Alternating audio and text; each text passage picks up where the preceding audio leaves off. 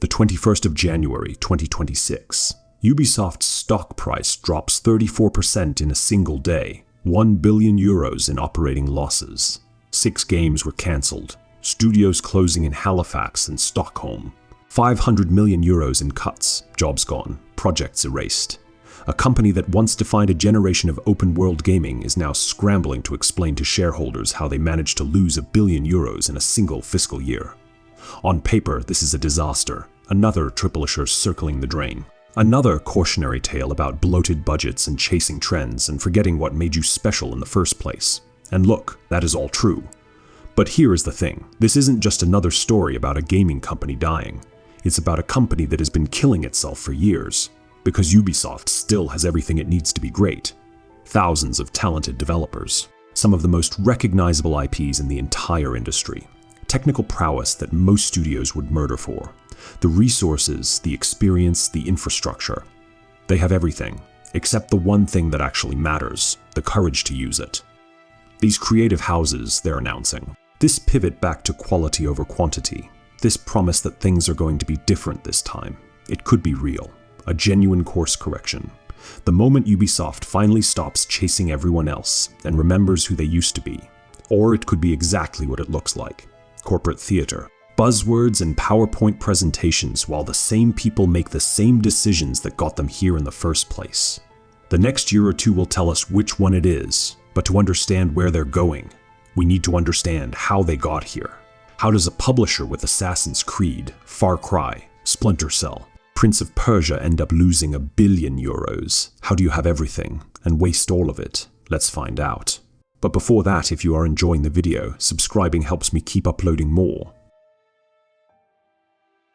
Let's go back. 2007 to 2012 was Ubisoft's golden era. Assassin's Creed 2, Far Cry 3.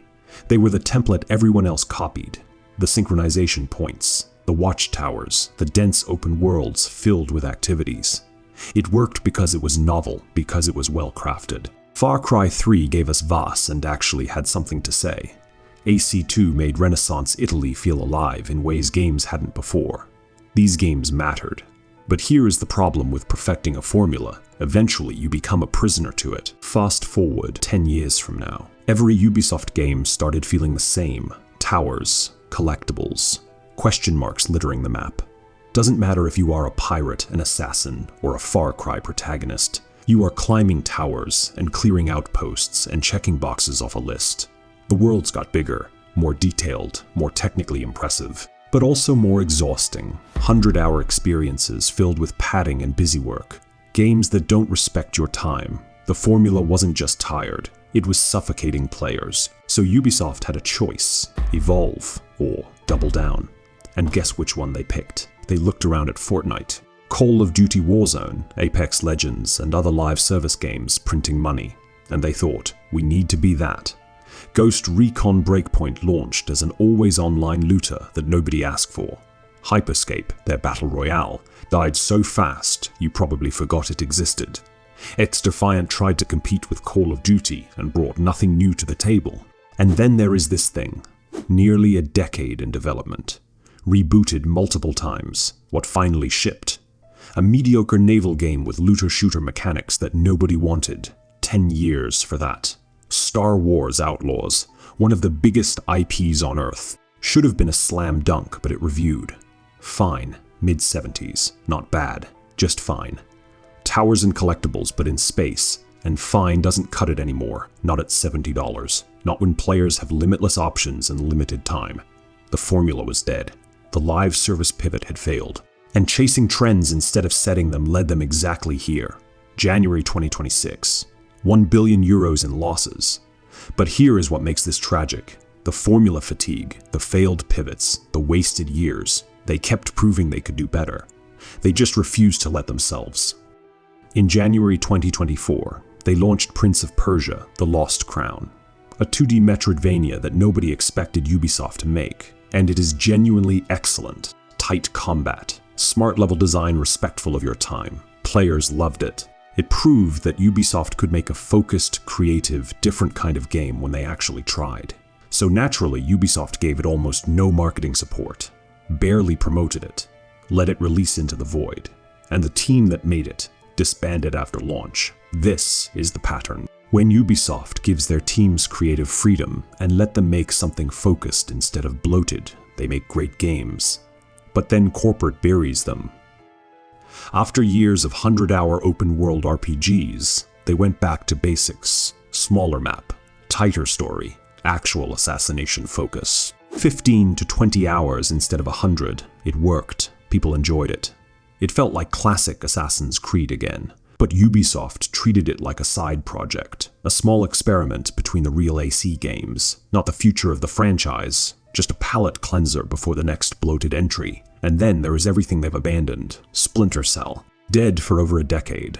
One of the most beloved stealth franchises in gaming, shelved because it doesn't fit the open-world live service model. Beyond Good and Evil 2. In development hell for so long it might as well be vaporware at this point.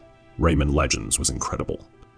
That was 2013. It has been over a decade. These aren't small IPs. These are franchises people care about. Franchises with proven audiences. But they don't fit the formula. They can't be turned into 100-hour checklists with battle passes and seasonal content, so they die. This is what is so maddening about Ubisoft. The talent is there. We've seen it: Lost Crown, Mirage, Mario plus Rabbids, weird creative swings that actually worked. The technical prowess is there.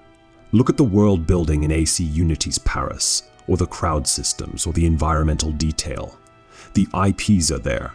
People want these games, but everything that surrounds the actual development, the corporate mandates, the committee decisions. The obsession with bigger is better, the quarterly earnings reports demanding safe bets. That is what kills it. The developers aren't the problem. The problem is everything else. Which brings us back to January 2026, the restructuring, the creative houses, the promise that this time, things will be different. The question everyone's asking, is this real change? Or is it just new packaging for the same old problems? So here we are, the 21st of January, 2026, the announcement.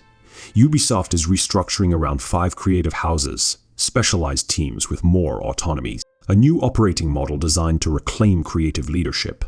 6 games cancelled as part of a portfolio refinement. 500 million euros in cuts. Studios closing. Jobs disappearing. On one hand, this sounds like what they need. Smaller teams, more creative freedom, quality over quantity. On the other hand, we've heard this before. Let's be optimistic for a second. Canceling 6 games could be smart if those games were more bloated open-world checklists, more failed live service experiments, more attempts to chase trends that already passed them by then. Yes, kill them. Cut the fat. Focus resources on things that actually matter. The creative houses model. If it genuinely gives studios autonomy, if it means less corporate interference and allows teams to make focused games like Lost Crown instead of 100-hour slogs, that could work. Lost Crown proved the model works. Smaller budget, creative freedom, tight scope. It was good. Maybe this restructuring is Ubisoft finally learning that lesson. Maybe they looked at Baldur's Gate 3 or Elden Ring, or even something like Hi-Fi Rush games that succeeded because they were excellent, not because they were massive. Maybe this is real. Or creative houses sounds like the kind of term that gets invented in a boardroom. Corporate restructuring disguised as creative revolution. How many times have we seen this? A company in crisis promises to change, announces a new structure, uses the right buzzwords player first, or quality over quantity, or creative freedom, and then 18 months later they're making the exact same games with the exact same problems. AC Mirage was supposed to signal a return to form, back to basics, and it was treated as a side project while they continued working on the next bloated entry. They've promised change before. And let's be real about what is actually happening here. This isn't a company flush with success deciding to take creative risks. This is a company that lost 1 billion euros trying to survive. Crisis mode. And crisis mode doesn't usually breed creativity. It breeds desperation, safe choices. Give them what worked before. The restructuring was just damage control. Corporate theater to calm shareholders. The truth is, we don't know yet, but the next year or two will tell us everything.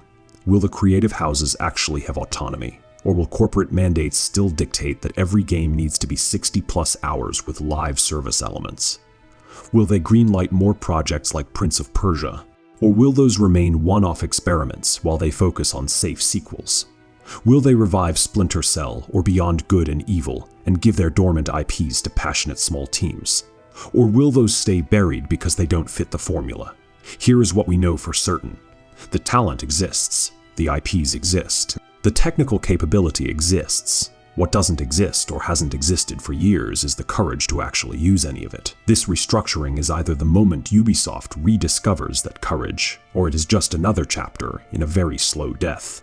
The thing is, this isn't only about Ubisoft. It is the story of modern AAA gaming, bloated budgets, chasing trends, forgetting what made you special. Ubisoft isn't alone. Look at BioWare. Look at what happened to studios under EA. Look at the entire live service graveyard. The AAA model is breaking. Players want quality games. They want games that respect their time. The indie and AA space is thriving while the giants stumble. Ubisoft has everything they need: the talent, the IPs, the resources. The only question is, do they have the balls to use it? Will this restructuring be the moment they finally stop chasing everyone else and remember who they are? Or are we just watching a slower death? I guess we'll find out. And honestly, I hope they prove me wrong.